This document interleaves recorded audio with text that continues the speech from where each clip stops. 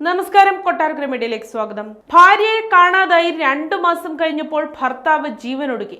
കായംകുളം കണ്ണമ്പള്ളി ഭാഗം വിഷ്ണു ഭവനിൽ 49-കാരനായ വിനോദാണ് മരിച്ചത്. വിനോദിന്റെ ഭാര്യ രഞ്ജിനിയെ കഴിഞ്ഞ ജൂൺ 11-ാം തീയതി മുതലാണ് കാണാതാകുന്നത്. ജൂൺ 11-ാം തീയതി രാവിലെ 11 മണിക്ക് ശേഷം ബാങ്കിലേക്ക് പോകുന്നുവെന്ന് പറഞ്ഞാണ് രഞ്ജിനി വീട്ടിൽ നിന്നും ഇറങ്ങിയത്. പിന്നീട് ഇവരെ ആരും കണ്ടിട്ടില്ല. പിന്നാലെ ഭാര്യയെ കാണാനില്ലെന്ന് പറഞ്ഞ് വിനോദ് കായംകുളം പോലീസിൽ പരാതി നൽകിയിരുന്നു. 2 മാസം മുമ്പാണ് പരാതി നൽകിയത്. രഞ്ജിനി സെക്രട്ടറിയായ കുടുംബശ്രീ യൂണിറ്റ് കാനറ ബാങ്കിൽ നിന്ന് 1.25 ലക്ഷം രൂപ വായ്പ എടുത്തിരുന്നു.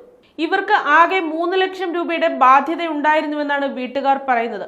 രഞ്ജിനിയെ കണ്ടെത്തുന്നതിന്റെ ഭാഗമായി നടത്തിയ CCTV പരിശോധനയിൽ രഞ്ജിനി ബാങ്കിൽ പോയിരുന്നില്ലെന്ന് മനസ്സിലാവുന്നു. ഓട്ടോറിക്ഷയിൽ കായംകുളത്തെത്തിയ രഞ്ജിനി റെയിൽവേ സ്റ്റേഷൻ ഭാഗത്തേക്ക് പോകുന്ന CCTV ദൃശ്യങ്ങളാണ് അവസാനമായി ലഭിച്ചത്. മൊബൈൽ ഫോൺ എടുക്കാതെയാണ് രഞ്ജിനി പോയതെന്നതിനാൽ ആ വഴിക്കുള്ള അന്വേഷണവും നടന്നില്ല. ഭാര്യയെ കണ്ടെത്താത്തതിൽ വിനോദ് അതീവ നിരാശനായിരുന്നു. ഇതിന് പിന്നാലെ കടം നമുക്ക് തീർക്കാം, നീ തിരികെ വാ എന്ന തരത്തിലുള്ള പോസ്റ്റുകളും സോഷ്യൽ മീഡിയയിൽ പങ്കുവച്ചിരുന്നു. എന്നാൽ രഞ്ജിനിയെ ഇതുവരെ കണ്ടെത്താൻ സാധിച്ചിരുന്നില്ല. ഇതിന് പിന്നാലെയാണ് ഇപ്പോൾ വിനോദിനെ ജീവനൊടുക്കിയ നിലയിൽ കണ്ടെത്തിയിരിക്കുന്നത്.